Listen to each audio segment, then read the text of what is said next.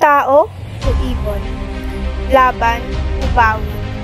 Talo o panalo?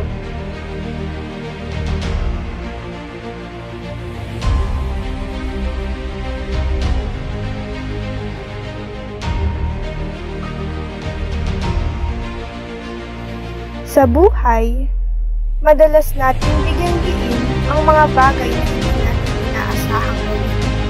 Ang mga realisasyon ng ating kakayahan ay ang mga sandaling nagsisilbing susi sa atin upang maliwanagan sa tunay na potensyal at kapasidad na ating nagtay.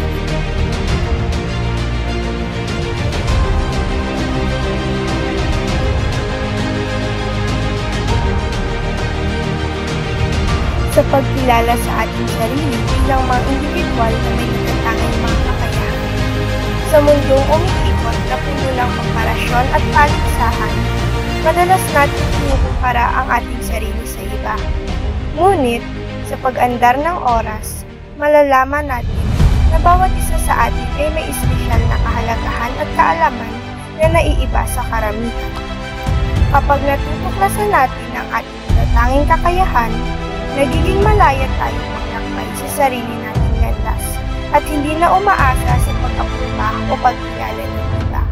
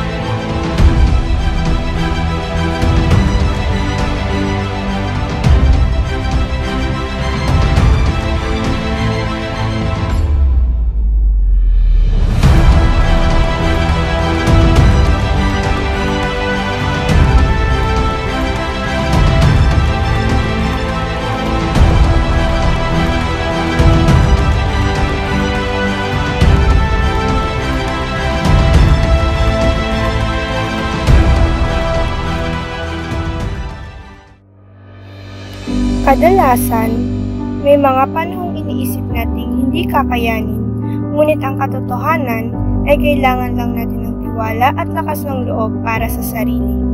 May mga taglay tayong talento na kinakailangan nating payagungin.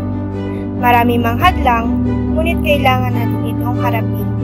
Kaya tayo na't lumaban at kumilos.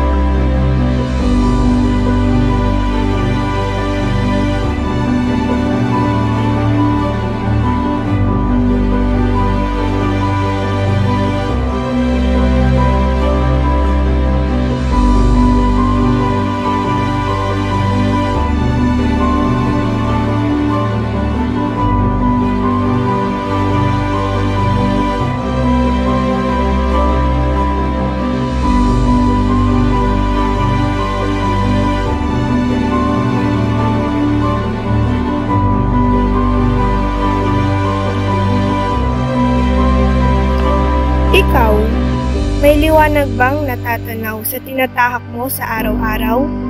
Ano nga ba ang papel sa iyo ng iyong talento at kakayahan?